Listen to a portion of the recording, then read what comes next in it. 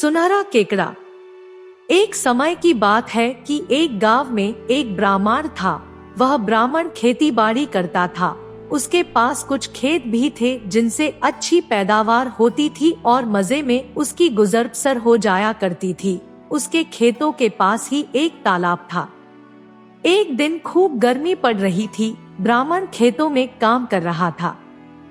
दोपहर को काम बंद करके वह नहाकर ठंडा होने के लिए तालाब के जल में उतरा। नहाते नहाते उसकी नजर एक सुनहरे केकड़े पर पड़ी। उसे वह केकड़ा बहुत प्यारा लगा। उसने केकड़े को हाथों में लेकर पुचकारा। केकड़ा भी उससे प्यार करने लगा। वह अपने जंबूर जैसे पंजों से कभी ब्राह्मण की नाक तो कभी होंठ या कान पकड़कर धीरे से खींचते। ब्राह्मण को केकड़े का यह खिलवाड़ अच्छा लगा। नहाने के बाद उसने तालाब के किनारे लकड़ियां गाड़कर अपना गीला अंगोछा उस पर तानकर छोटा सा तंबू बनाया और केकड़े को उसमें रख दिया ताकि गर्मी से बचाव हो। शाम को काम समाप्त करने के बाद ब्राह्मण तालाब के किनारे अंगोछा लेने गया। केकड़ा उसके अंगोछे की छांव में आराम से सो रहा था।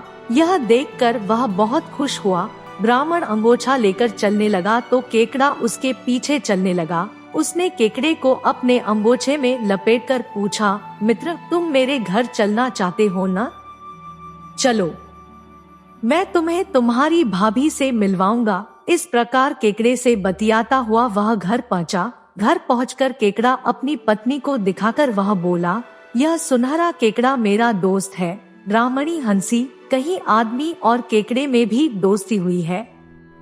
वह बोला, क्यों नहीं, दोस्ती किन्हीं के बीच भी हो सकती है, बस प्रेम और विश्वास होना चाहिए। इस प्रकार अब वह ब्राह्मण रोज रात को केकड़े को घर ले आता और सुबह काम पर जाता हुआ साथ ले जाता। खेतों पर पहचक केकड़े के नामात्र में छोड़ देता। उसी ब्राह्मण के खेतों के पास एक ताड़ का पेड़ था। उस पर एक कौवा और कोवी रहते थे। कौवा लालची और पेटू स्वभाव की थी। वह रोज ब्राह्मण को खेतों की ओर जाते हुए देखती तो सोचती, कितनी बड़ी बड़ी आंखें हैं, उस आदमी की चर्बी भरी होगी इनमें, खाने में कितनी स्वादिष्ट होंगी। एक दिन कोवी कौवे से कह ही दिया, मैं उस आदमी की आंखें खाना चाहती हूँ। कौवे ने उसे समझाना चाहा, पर कौवी ने हठ दंड ली कि किसी भी तरह उसकी आंखें लाकर खिलाओ। जब भी ब्राह्मण नीचे से गुजरता, कीवी की लार टपकने लगती। कौवा कौवी की जिद पूरी करना चाहता था, क्योंकि कौवी अंडे देने वाली थी। माँ बनने वाली मादा का दिल नहीं दुखाना चाहिए। एक दिन कौवा उड़ रहा था कि नीचे उसे एक भयंकर नाग अपने बिल में पुसता नजर आया। नाग को देख कौवे के दिमाग में ख्याल आया कि अगर यह नाग दोस्त बन जाए तो काम बन सकता है। यह ब्राह्मण को डसेगा, जब वह बेहोश होकर गिर पड़ेगा तो मैं उसकी आंखें चोट से खोद निकालूंगा। कौवा शहर के बाहर पड़े कूड़े के ढेर पर मंडराया। कूड़े में चूहे पलते ही हैं। उसने एक मोटा सा चूहा पकड़ा और उसे लेकर नाग के बिल के पास जाकर पंजों में चूहे को जकड़कर कामका करने लगा। शोर सुनकर नाग बाहर आया तो कौवे ने उसके आगे चूहा फेंक दिया। नाग घप से चूहा खा गया। अब कौवा रोज चूहे लाकर नाग को खिलाने लगा। दोनों में दोस्ती हो गई।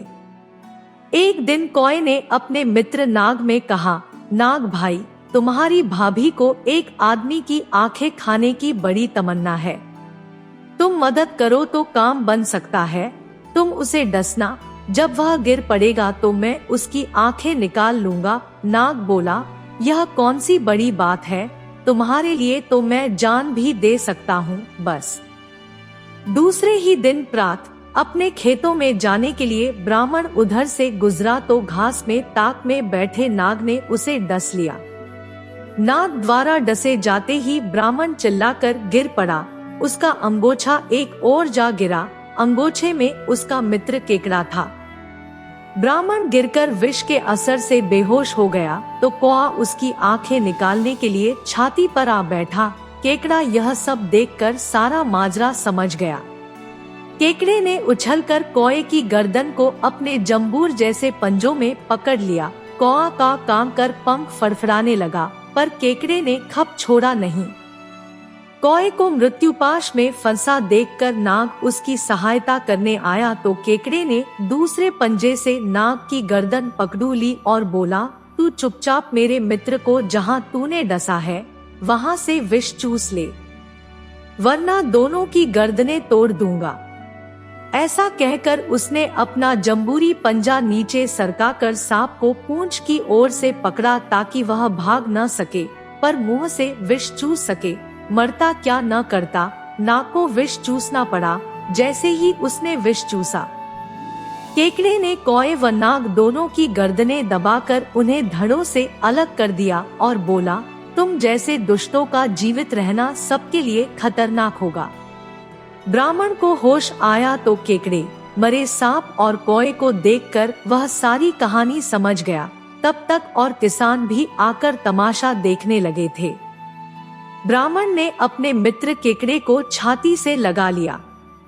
सीख: मित्रता किन्हीं भी दो प्राणियों के बीच हो सकती है, बस प्रेम व विश्वास होना चाहिए।